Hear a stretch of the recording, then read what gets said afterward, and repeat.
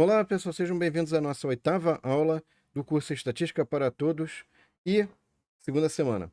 Então, vamos falar um pouquinho aí sobre gráfico de polígono, simetria e uniformidade.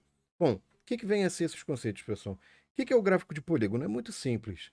É só você pegar, por exemplo, cada barrinha lá do nosso histograma, ou então ali do nosso gráfico de barras, você põe o ponto médio, né? Você vai ali na barrinha e põe o ponto médio, né? E aí você vai depois que você desenhou o ponto médio de cada barrinha, no topo ali da barrinha, você vai ligar esses pontos, tá?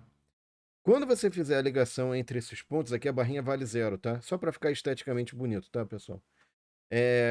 Quando você fizer a ligação entre esses pontos, ligar literalmente os pontos, você vai então, que são os pontos médios das partes superiores das barras, né, formalmente falando, seja de um histograma ou um gráfico de barras, normalmente um histograma, você vai ter então o seu gráfico de polígono, tá? E esse gráfico de polígono é legal porque ele vai ajudar a gente a enxergar uma coisa chamada simetria, né? O que é simetria? Por exemplo, nós somos, na maioria das vezes, simétricos, quase totalmente simétricos.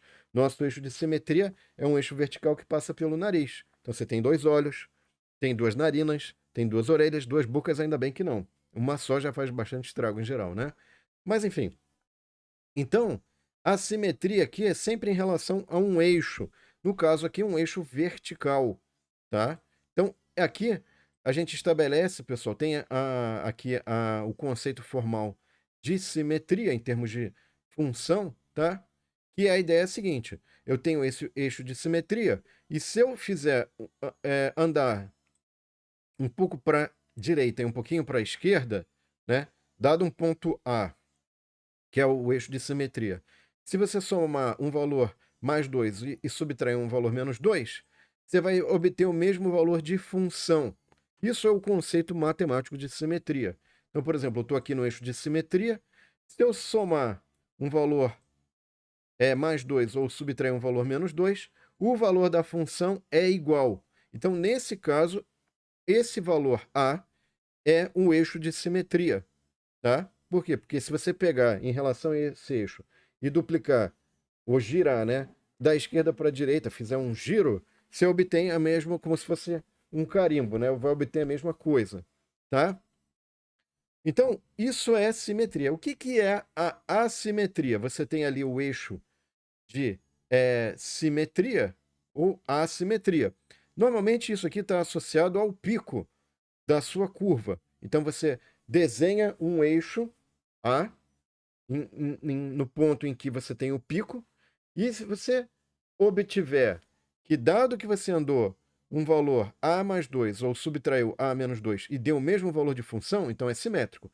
Se não deu, aí você tem que verificar o seguinte. Por exemplo, aqui, ó, só para a gente ter uma noção visual. Por que esse cara é assimétrico? Porque o valor que eu tenho aqui de A menos 2 e A mais 2 não é igual. Mas ele é assimétrico à direita, por quê? Porque o menor valor, o vale, está à direita do seu gráfico. À direita, tá? Então, isso aqui é assimétrico à direita. O assimétrico à esquerda, o vale, ou a menor frequência de ocorrência, está à esquerda. À esquerda, tá? Então, você tem simetria ou assimetria. A assimetria se divide em duas. À direita, se o vale está à direita, ou se o vale estiver à esquerda, é assimétrico à esquerda. Tem toda a parte de definição formal matemática lá no PDF da nossa aula, vocês podem ver depois, tá? E o que a gente fala que é uma distribuição uniforme ou retangular? Que é aquela que possui a mesma frequência para todas as classes, tá? Então isso aqui seria uma uniforme ou retangular, certo?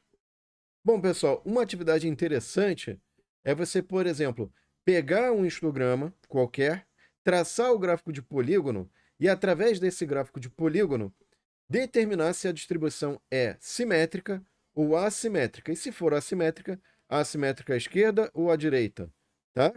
Então, vai ter lá nossa trilha paralela lá em Python, isso também, essa atividade, para traçar o gráfico de polígono e determinar a questão da assimetria.